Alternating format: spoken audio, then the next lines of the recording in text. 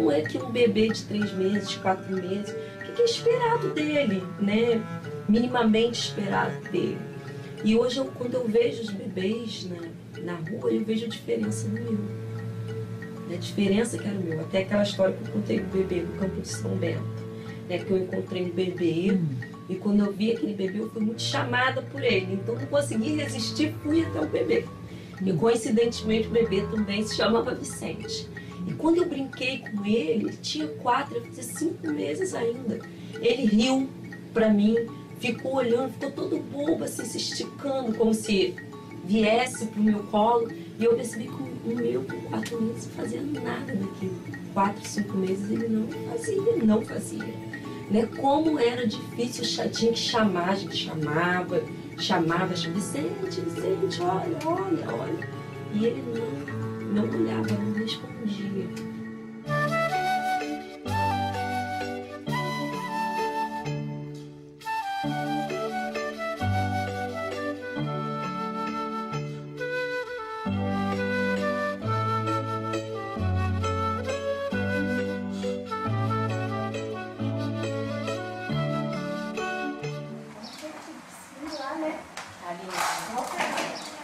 Por que a Aline não entrou?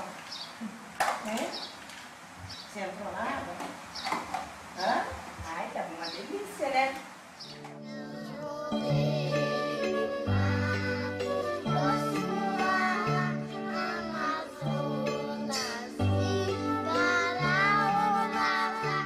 Ele não aceitava a mudança. Roupa, era sempre o mesmo tipo de roupa, moletom, tinha que ser sempre azul marinho, não podia ter desenho, manga comprida, calça comprida, tênis, era sempre o mesmo tênis. E o tênis, se ficasse velho, era como se ele estivesse tirando um pedaço da pele dele. Aquele tênis era uma extensão.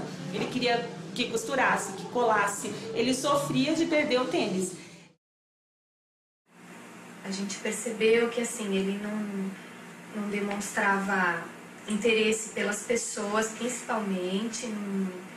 E assim, ele era muito irritado, muito chorão. A gente chamava, ele não olhava. Então a gente até achou que ele tinha problema de surdez, mas assim, ele não tinha um desenvolvimento de fala, como as crianças nessa idade já têm, ele não falava nada. Então é aí que a gente começou a perceber e começou a investigar. Foi esse outro tratamento, né? Essa intervenção psicanalítica que trouxe tudo isso, esse alinhavo com a vida mesmo, né? Com o outro, ele dá importância para o outro, né? Que agora ele está começando a perceber isso. Ele interage com todo mundo, consegue participar de jogos. E essa profissional, ela nos dá um trabalho, que é o trabalho direto com o Rafael, que é dentro do consultório, né? Ela trazendo tudo isso com ele.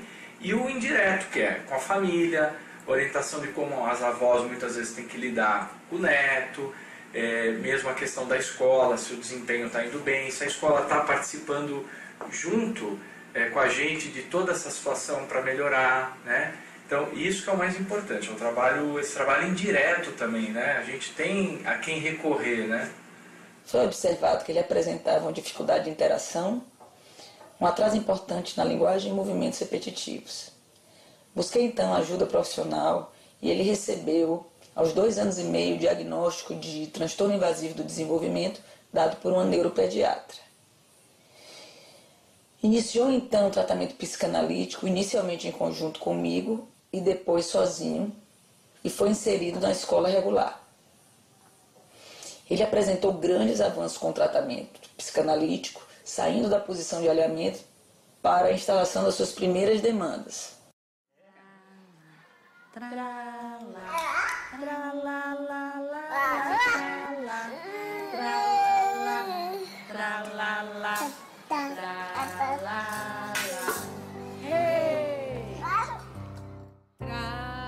Tinha o mundo dele, os pensamentos dele, o canto dele, então o movimento da casa funcionava, mas ele estava em um determinado lugar, a gente não conseguia resgatar ele daquele momento. Mas aí com o trabalho, o João veio. A gente começou também a saber como chegar. Só que o aproximar é o seguinte, é viver normalmente, tirando aquele peso do diagnóstico, o peso das coisas que falam. E daí a gente foi ficando mais leve, o João foi chegando, Daí, num determinado momento, eu fui falando, o João foi entendendo e foi fazendo as coisas. Se não tivesse tido trabalho, ele não estava no nível de desenvolvimento que ele está hoje, e nem eu. Nem eu. Eu acho que a gente estaria passos muito atrás, que eu não sei se seria possível recuperar. Houve a perda de um tempo, mas de um tempo curto, porque a gente interviu, você interviu logo, a Aninha, né? Logo vocês chegaram para amparar. Né? E meu filho, ele era um estranho, por mais que a gente tenha ficado, ele ficado dentro de mim, né? 9 meses, toda aquela história que se diz, toda essa vinculação, tudo isso, sei lá, para mim não foi assim, não foi desse modo, não foi desse modo. Esse vínculo foi sendo estabelecido, né, ao longo desse tempo e no trabalho, eu acho. Foi um vínculo trabalhado, não é inato. Assim, a mulher nasceu, pronto, vai. Não, eu acho que a gente sabe cuidar das coisas, da comida. Assim, eu pensava, você deixava seu filho desamparado? Não. Dava banho, dava comida, botava para dormir, ele estava sempre limpinho. Quem visse de fora, assim, eu estava cumprindo, vamos dizer, o que uma mãe tem que fazer. Mas o amparo no sentido de estar junto, de afeto, de laço, isso era muito difícil. Eu acredito, se eu fosse começar meu trabalho novamente, que eu comecei com o Fono e com a TO, por falta de conhecimento, que eu tinha mais tempo, eu teria começado com uma coisa psicológica também. Isso aí é de fundamental importância, que eu deixo para os outros pais, se for começar e tiver condições, que não deixe de incluir o trabalho de um psicólogo. Porque com certeza meu filho já recebeu esse tratamento mais tarde, e se ele tivesse recebido com 2 anos, como ele recebeu da TO e da Fono, ele estaria hoje muito melhor do que já está. Hoje meu filho tem 10 anos e na sua última avaliação médica não se enquadrava mais dentro do espectro do autismo. Ele apresenta um atraso no desenvolvimento, com uma dificuldade na aprendizagem, mas está indo muito bem no seu desenvolvimento, está bem adaptado na escola, não necessitando de nenhum tipo de monitoria, apenas mediação em algumas atividades. Vicente,